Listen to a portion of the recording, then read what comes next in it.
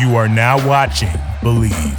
Do you believe? Hello, Raider Nation. Welcome to another edition of the Believe in Raiders podcast on the Believe Podcast Network. I'm Dennis Ackerman. Pleased to be joined by former Raider great Stanford Route. Stan, how we doing? Oh, man, pretty good. It's been a long day, but man, it's football season, so it's always the best time of the year, and I'm just so excited and so pumped on so many different levels. Outstanding. We also have a special guest as well on loan from the NFL Network. It's outstanding reporter and studio host Omar Ruiz. Omar, thank you so much for joining us. DA, always a pleasure to be with you and Stan here. And, 2 weeks from now, we'll be talking about actual regular season games. And like Stan said, it couldn't be more thrilling time of year, and can't wait to kick it all off. Omar, you were at the Raiders training camp early on. What kind of stood out to you back then? Well, I would say the first few days of training camp, to me, especially the day I was there, was just how deep they are at the wide receiver position. And I think we've talked all offseason what this potent offense could look like with Josh McDaniels taking it to a new level, Darren Waller, Devontae Adams, Hunter Renfrow, all three arguably the most talented, prolific, productive at their respective positions in the NFL, and what they can do as a trio. But then we're not even talking about, Mac Hollins and the rest of the crew that really stood out time after time, rep after rep in that day. And I would say that the secondary also stood out. We've heard a lot about Nate Hobbs and how he's come along, building off a solid rookie year, and how he's challenging Devontae Adams at practice and really showing his development. But then you have a guy like Duron Harmon, who had a huge interception in the practice that I was there, and what sort of leadership he's provided for a unit that I think we're all focusing on, that will tell the story of the season. Because, in virtually every other position group on both sides of the ball, a lot of talent there, a lot of reason for optimism, but that when you get the production from the secondary that they're hoping to get, I think that'll tell the story of the season. And to sort of see that in that practice, obviously it was early on. I think those were the initial impressions that jumped out there in the early days of training camp. Well, one of the things that's concerned me from the beginning of training camp, and Stan can attest to this, has been that offensive line. Now there's a report from Vinny Bonsignore in the Las Vegas Journal-Review. Alex Leatherwood, they took him with the 17th pick overall last year. Now he's reporting all things are on the deck with him. I mean, he could be a starter because of injuries to other O-linemen. He could actually be traded. He could be outright released. Stan, put on your GM hat. What would you do with Leatherwood at this point? Oh, man, I would definitely, I think for me, releasing him would be the last resort. If I want to go ahead and try to get something for him, go ahead and trade him if I don't want him on my roster anymore. But to me, I just think that releasing him this early in his career, unless he's being a bad teammate, he's being a bad professional, showing up late to meetings, not getting along with other teammates, things like that. But I just feel like there's just other options that you can take rather than just simply releasing him just this early in his career, because also, you don't want to have that negative stigma that you're not able to draft well, that you're not a good talent evaluator. Now, obviously, this regime, they did not draft Alex Leatherwood, but still, nonetheless, former first-round picks, you don't want to just let them go that early in their career, and unless it is blatant, unless it is just painfully obvious, unequivocally, without the shadow of a doubt, he cannot play. Versus, okay, maybe he's not being coached right. Maybe we have him in a different scheme. Maybe he's playing a position that he's not the best at, something like that. So I just think that there's so many other options that you can take rather than releasing him. But definitely, I'm right there with you guys that something needs to be done, because it does not appear that he is actually ascending and actually reaching the projections that you would have had with him being a former first-round pick out of Alabama. Yeah, if the Raiders cut him, it would cost them $8 million in cap space this year and $4 million next year. I mean, Omar, what do you think you could realistically get for a guy who's right now, he looks like a first-round bust? Well, yeah, I would agree with Stanford, though. Unless there is something broken with his confidence, like he said, unequivocally, where there is no redeeming qualities left about his game and he needs an absolute fresh start, I think you just try to hold on to him. Obviously, you're not going to start him at right tackle, Maybe he's, a backup guard at that point. And you try to just get something out of him. But there is no personal tie, to that regime, to that front office, given, his draft position. Just big picture, I just think it's remarkable.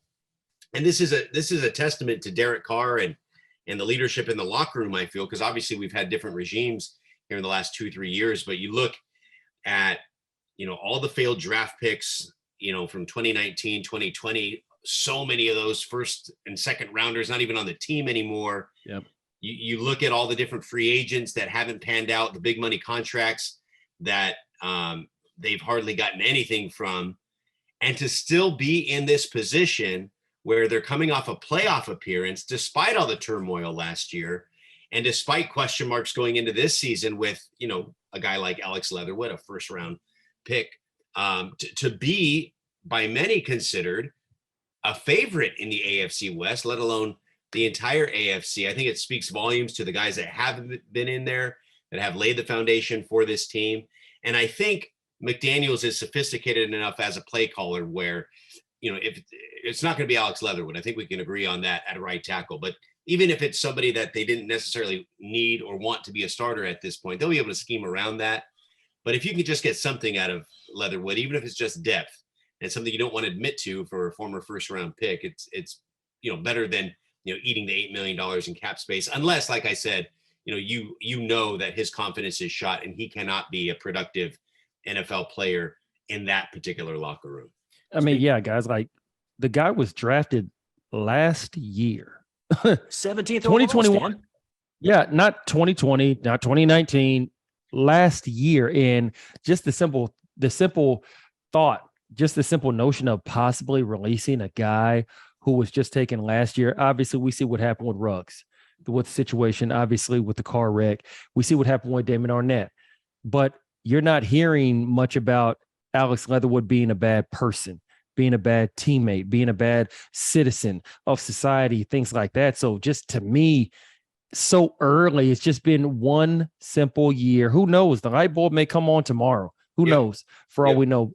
But I just think that's premature. Obviously you draft him in the first round for a reason. He showed some sort of promise while he was at Alabama. So it's not like you just woke up one day and you were kind of hungover and, you had crust in your eyes and you accidentally just, pressed a certain button and drafted Alex Leatherwood when you meant to draft somebody else. So clearly there was some sort of promise. There was something he showed on film while at Alabama for him to be a mid first round pick, not a late first round pick, mid first round pick. So that's why I just think that I just think it's too early to pull the plug on him just as of yet. And also remember, in his defense, a lot of people thought it was a major stretch for him to go that high in the first round. A lot of other teams had him as a second or third rounder that needed some development. Yep. Obviously, he goes to a Raiders team that is counting on a rebuilt offensive line, and he was one of the centerpieces of that. So there was a lot of pressure, a lot of focus on him because of that. But, maybe like you said, the light bulb comes on. He does need that developmental time, that some second and third rounders do before that light bulb comes on and not necessarily throw them away immediately. So, I think there's, some context to all of that, obviously I think it's playing out that it was a stretch and he probably wasn't ready to play right away and be that first round pick. And most of the NFL's grades on him were probably more accurate than Mike Mayock's were, or even John Gruden's, whoever was the ultimate decider on that analysis. But, it's obviously not working in this current form. But to throw the keys away and the hope on him is, I think premature at this point, but obviously you need a different answer at right tackle. Omar, you mentioned some of those deals that John Gruden handed out, and they just simply did not work. I mean, Trent Brown, 4 years, $66 million. Tyrell Williams, 4 years, $44 million. LaMarcus Joyner, 4 years, $42 million. Corey Littleton, 3 years, $35 million. Carl Nassib, 3 years, $25 million. Nick Kwiatkowski, 3 years, $21 million. Jordy Nelson, 2 years, $14 million. And Kenyon Drake, who they released earlier this week, 2 years, $11 million. Now, I do want to go ahead and push back on something, DA. So when you talk about the bad contracts, yep, what equates a bad contract, or what what leads one to go ahead and suspect that? And this is why I say this. How many years did Trent Brown play with the Raiders? 2. How many Pro Bowls did he go while he was with the Raiders?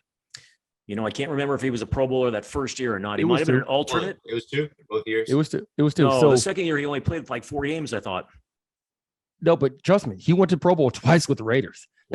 So now obviously he wasn't available. You had the situation with COVID and things like that. Right. But my point is that the guy went to the Pro Bowl twice. Let's just say he went once.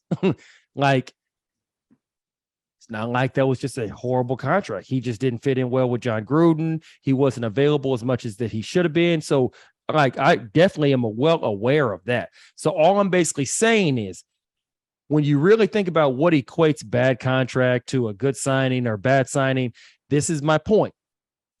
We can go ahead and use the guy that takes the ball from center every down. Well, 2016, great year, MVP candidate. 2021, win 4 straight games to end the season to make the playoffs. But yet, there's a lot of people within Raider Nation that feel that there's a lot to be desired out of number 4's play. Agreed. And he makes what, $40 million a year?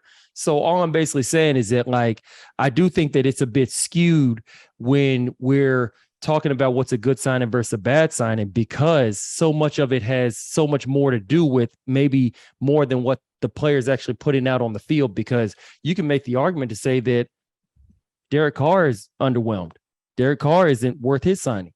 He isn't worth his salary if you want to look at it through certain metrics. That's all I'm basically saying. But if that's the case, then that underscores again the point that there's been a lot of, contracts that haven't been lived up to. Yeah, exactly. And so all I'm basically saying, Omar, is that, like, and this is not directed toward anybody within this trio. I'm just simply saying, just speaking abroad, Sure, is that if you think about it, well, then isn't it interesting how we'll talk about Trent Brown, Corey Littleton, we'll talk about all these bad signings, but yet we give the quarterback a pass. Like, we don't really say that's a bad signing, even though if we're looking at it, basing it off the same metrics of, okay, well, this guy didn't really prove to be one of the top players at his position while he was there and he was making X amount of money. We could say the same thing about number 4. I see your point. Yeah, sure. But I'm just playing devil's advocate. No, That's absolutely. all. And I want to talk about the quarterback position in just a little bit, but I got to keep our sponsors happy. So bear with me, guys. And Bet Online is the fastest and easiest way to wager on all your favorite sports, contests, and events with the first to market odds and lines. Find reviews and news for every league, including Major League Baseball, NFL, NBA, NHL, combat sports, esports, and yes, even golf. Bet Online continues to be the top online resource for all your sports information, from live in-game betting, props, and futures. Head to Bet Online today or use your mobile device to join today and make your first sports bet. Use our promo code BLEED50 to receive your 50% welcome bonus on your first deposit. Bet Online, where the game starts. All right, Dana White, president of UFC, said said at one time he had brokered a deal for the Raiders to sign both Tom Brady and Rob Gronkowski. But at the 11th hour, John Gruden nixed the deal. Stan, I'm going to begin with you. How much validity do you think there is what Dana White is saying? Well, I do know that Dana White, if memory serves, Dana White has some pretty strong ties to the city of Boston, correct? I believe that's where he's from. At least so, like, what I've heard. Right. I think he might be from there. Yeah. Yeah, exactly. I know he has pretty strong ties, things like that. I've seen him at a couple Boston Celtics games, things like that. So, and I say all that to say that because Dana White, obviously the commissioner or the president or the CEO of UFC, he's the head of UFC. Right. Let's just go ahead and call it that. So I can't just sit up here and just say, okay, he's a blithering idiot, doesn't know what he's talking about. But I mean, if he had a deal in place, like, is he Tom Brady or Rob Gronkowski's agent? Like, how would he have a deal in place, but Drew Rosenhaus didn't, or Don Yee didn't? So that's where I kind of am like, maybe he knew something we didn't. Cool. But for him to make it seem like he had the deal in place, like, is he their agent now? Like, is there something I don't know? So that's what just kind of makes me, okay, you know what? I'll take that with a grain of salt. And then just the thought that John Gruden nixed the deal. That's where really it makes my eyes just all of a sudden balloon up, because why did John Gruden nix the deal? Is there some problem that he has with Tom Brady? Is there a problem Tom Brady had with him? Who knows? I would just chalk that up to hearsay, DA. Yeah, I would agree there. I do remember, I think it was a couple years ago now, where Tom Brady was at a UFC event in Las Vegas and he was chatting with Mark Davis. And so perhaps Dana White made that introduction. And so for him, he brokered that deal. Good point. Good point. Where Mark Davis, later told Dana White that, oh yeah, that Tom Brady, he's awesome. It would be great to have him here. And then Tom Brady maybe said to Dana White, yeah, Mark Davis, he was a cool guy. I could see myself playing for him one day, something like that. But like you said, it never got to the level of Drew Rosenhaus or Don Yee to, actually put parameters in place. And I think the whole thing about Gruden was probably, I think early on in that offseason, because that was the season that they were moving to Las Vegas. Right. There was all those rumors, and it seemed like every season that John Gruden was there, they had to put out some sort of flames that Derek Carr was not going to be traded, and Derek Carr is our guy. And so that, of course, started those rumors that particular offseason. And then John Gruden had to come out publicly and say, I don't know how many times I've had to say it, but Derek Carr is our guy, and shot down those, Tom Brady things. Because I remember even covering the Raiders when they were moving to Las Vegas. That was actually on the cover of the sports page in the Las Vegas Review-Journal. And I remember Derek Carr commenting on that, and he was asked about, what do you think about Tom Brady being on the front page of the Las Vegas paper and all that. And Derek Carr was just like, it comes with the territory, and, handled it professionally like he typically does in all that scenario. But all of those factors kind of, jog the memory bank there. And yeah, I can't see it being as far along as Dana White made it sound to be. Yeah, definitely couldn't. All right, let's move on. The Raiders and Patriots have been conducting joint practices before Friday's final preseason game. I've been reading how much the Raiders have been dominating, especially on offense. Stan, you played 8 years in the NFL. How much can you really take away from joint practices? Oh, you can take away a decent amount. It really all just kind of depends on the setup. It depends on the situation. It depends on whether you're going to be playing in that actual preseason game that's actually going to be preceded by those joint practices or something like that. So I think that you can take away a good amount, especially if the other team, especially if their starters are playing a really good amount of reps in practice. So you're actually able to go ahead and get some of that game-like speed. Notice I say game-like speed, not actual game speed. And so I think that whenever you're in training camp and you're going against your own guys every single day, it is good to have a change up, because you get to the point to where you already know all of your receivers on your team. You know all their moves. So it's good to go ahead and see a different color jersey, especially if you're somebody who's a starter, like a Max Crosby, a Derek Carr, a Devontae Adams, and you simply may not be playing much in the preseason, if at all. So that's when you got to be able to go ahead and get your actual game-like reps against that opposing team's starter at that position, because that's going to be the closest that you're going to get throughout the whole preseason. Omar? Yeah, I would definitely say that you see a pronounced difference in intensity. It's ratcheted up in those joint practices, but at the same time, you still take it with a grain of salt, because you don't know what each particular team is working on. And I'll use this example from last year's Raiders-Rams joint practices up at Thousand Oaks at the Rams facility.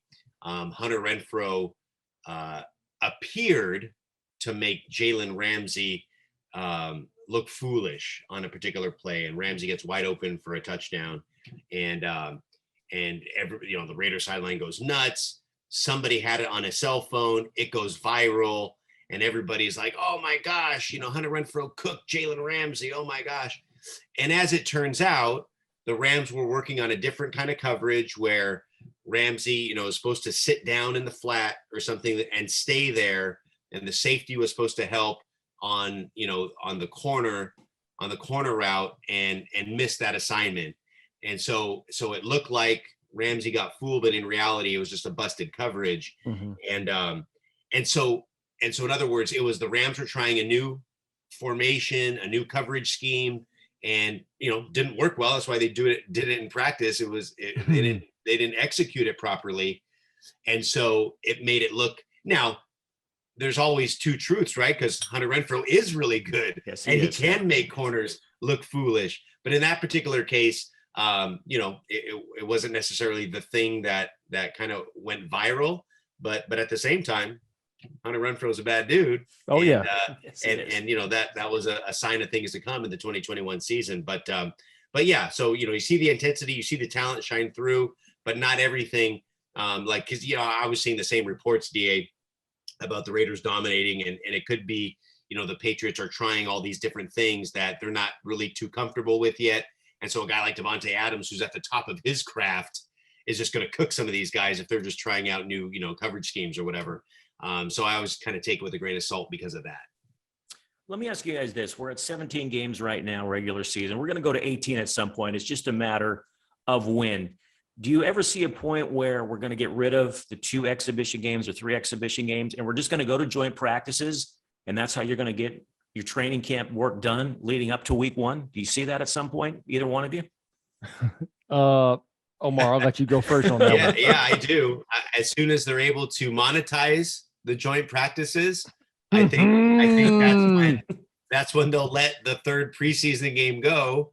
They'll add the more lucrative 18th regular season game, and the owners, from what they're losing in the 2nd preseason home game, they're getting in whatever revenue they get from the joint practices. And then, as soon as they can work that out with the NFLPA or in a new CBA, and I don't know what the terms might be, but as soon as they figure that out, I would say you're on to that. It would go to 18-2. I don't think they would truly let go of the preseason games.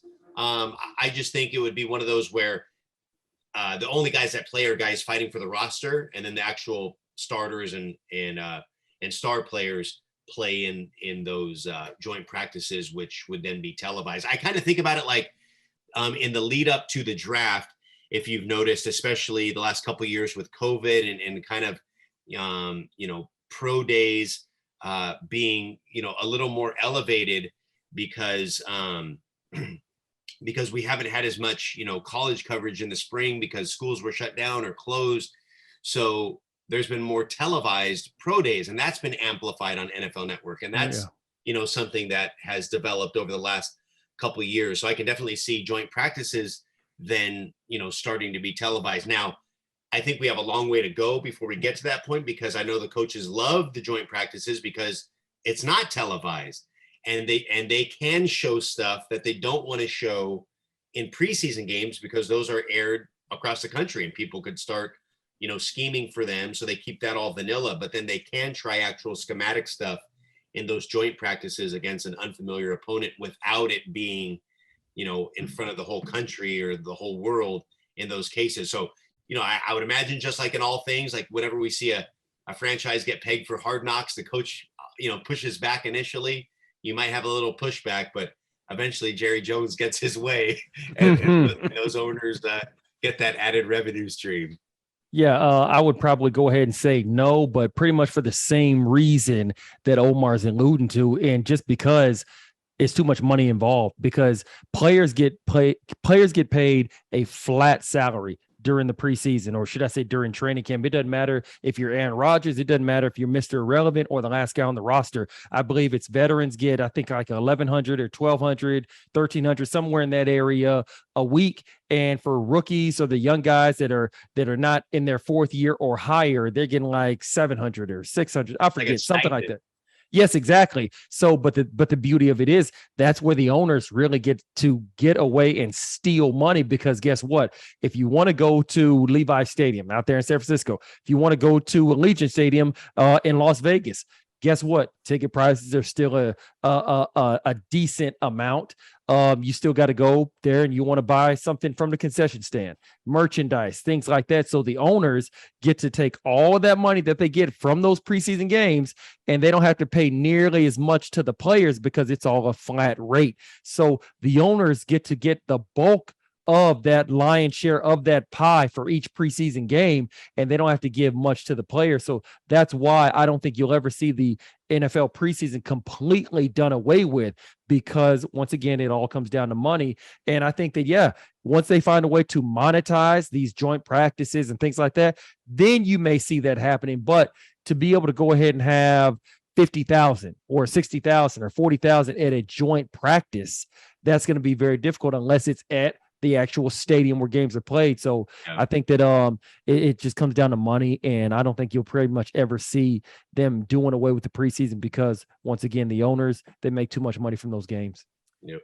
Stan, let me ask you this. Do you feel like there's a calmness to the Raiders like we haven't seen before? I mean, you go back to 2018, Gruden comes back. He trades Khalil Mack right before the start of the season. In 2019, the Antonio Brown saga. And then last year, unlike anything we'd ever seen before, with Gruden, Ruggs, and Arnett. And I mean, I'm sure you were Captain Turmoil the whole time that you played for the Raiders in your 7 seasons with them. Do you recall the Raiders organization being this calm, and it seems like it has a plan and it's in control? I probably would say that, yeah, I don't think I've ever seen a year where it's been this calm, but also has the ability, or should I say the talent, to really be able to go ahead and do some really great things within the AFC, or should I say the AFC West. There were years where things were kind of calm within the locker room, just the surrounding orbit from the Oakland Raiders, but we also weren't really that good. We didn't have the team in place from a talent standpoint to actually contend for the AFC West or anything like that. But I'd say for right now, having a calmness, what you're talking about, but also having a talented team that can go out there and really string some wins together and possibly win this AFC West, depending on how everything plays out. I probably would say this is the first time in a long time where you've had that combination to go ahead and put both together so you can be successful. Omar, you've been covering this team for a long time as well. Yeah, it's because of Stanford mentioned the talent. The confidence is there. And when you have the confidence that the Raiders do right now, you can be calm because you are secure in who they are, how loaded they potentially can be.